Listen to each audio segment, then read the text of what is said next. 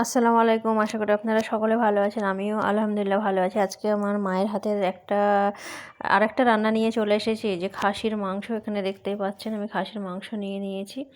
তো খাসির মাংসটা আমি লবণ দিয়ে, হলুদ দিয়ে, লঙ্কা গুঁড়ো আর একটা বাটা মশলা আছে, সেই মশলাটা দিয়ে আমি মাখিয়ে রাখবো। তো সেখানে লঙ্কা দেওয়া আছে বলে আমি বাটা মশলাটা এখন দিলাম না। এই যে দেখতেই পাচ্ছেন আমি আদা, রসুন, এই যে এইগুলো, জিরে, পাঁচফোড়ন, এলাচ, গোলমরিচ, লঙ্কা, এগুলো নিয়ে আমি বেটে নিয়েছি। এই যে, তো এবারে আমি এটা চামচে করে দেবো, কেন আমি লঙ্কাতে হাত দিতে পারি না। আমার লঙ্কাতে হাত দিলে হাতটা জ্বালা করে আর কি সারাক্ষণ।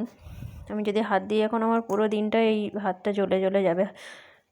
এই যে এবারে আমি একটা স্পুন দিয়ে আমি এটা ভালো করে মাখিয়ে নিলাম আর কি। তো এবার মাখিয়ে নিয়ে এই আজকে রান্নাটা হবে পুরোটাই মাটির উনুনে রান্না হবে। আর আমি পৃথিবীর যেখানেই আমি খাসির মাংস খাই না কেন, আমার মায়ের মতো হাতের টেস্ট আমার কোথাও লাগে না। এই মায়ের হাতের এই খাসির মাংস আর চালের রুটি অপূর্ব।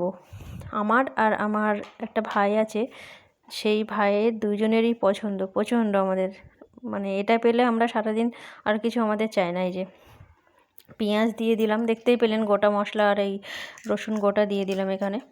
তো মাংসটাও দিয়ে দেওয়া হয়েছে, এই যে দেখতে পাচ্ছেন। এবার মাংসটাকে ভালো করে নাড়িয়ে, জল দেওয়া হবে না, ভালো করে নাড়িয়ে এবার ঢেকে দেওয়া হবে মাংসটা এখন আস্তে আস্তে আস্তে আস্তে হবে।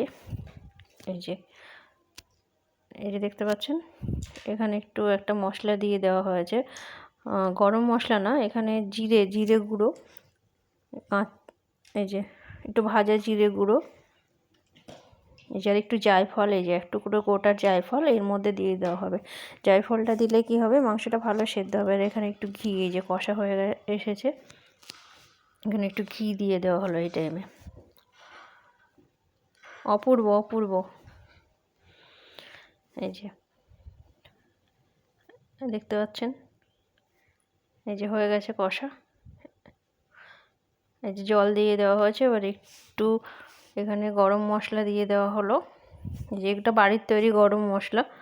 তো আপনারা যদি চাই তো আপনাদের দেবো। আর ভালো লেগে থাকলে চ্যানেলটাকে সাবস্ক্রাইব করবেন, শেয়ার করবেন। ভালো থাকবেন।